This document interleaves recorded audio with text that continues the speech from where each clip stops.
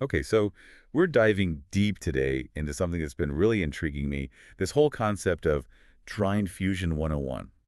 Divine Fusion 101, huh? Sounds intense. It kind of is. Mm. I was looking at this excerpt and it talks about accepting those darkest aspects of ourselves, the stuff we usually try to keep hidden. But it doesn't just say, oh, acknowledge it and move on.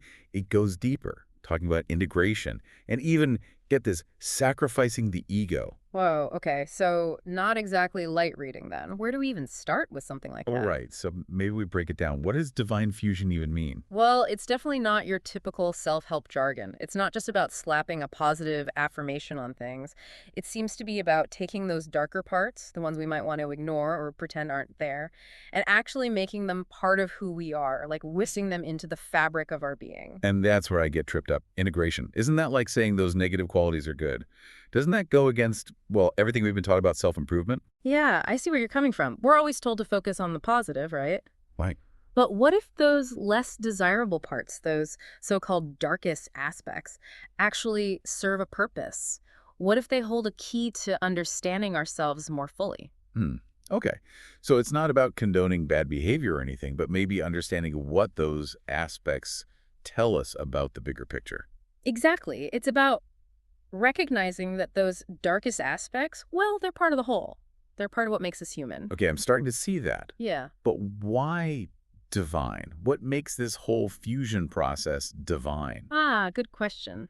Divine suggests a connection to something bigger than ourselves, right? A Right. higher power, maybe, or a universal consciousness, even our own deepest wisdom. Yeah. Different cultures and spiritual traditions have different names for it, but the idea is that when we integrate our light and shadow selves, we become more aligned with this larger So force. does that mean we become more, I don't know, whole? Complete Uh, pie? Exactly.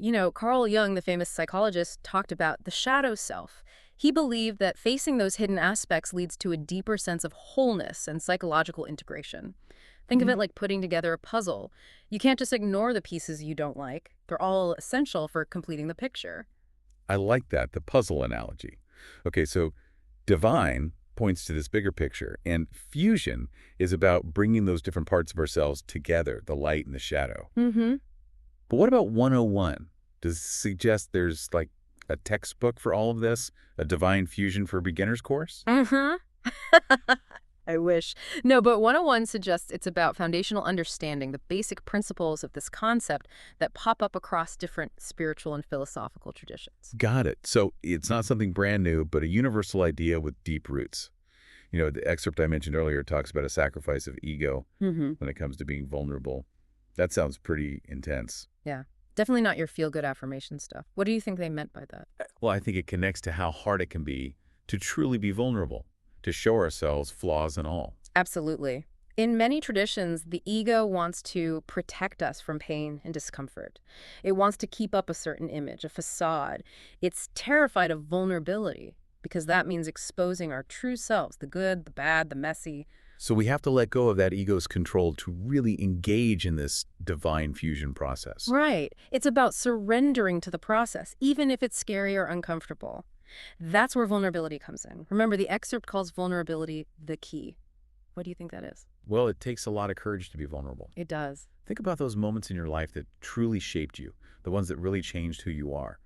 Weren't those often moments of deep vulnerability? Absolutely. Those times when we let our guard down, when we allow ourselves to be truly seen, even if it hurts, those experiences, the joyful ones and the painful ones, become the raw materials for this divine fusion process. Wow, I hadn't thought of it that way. So it's about saying yes to all of it, the good, the bad, the messy.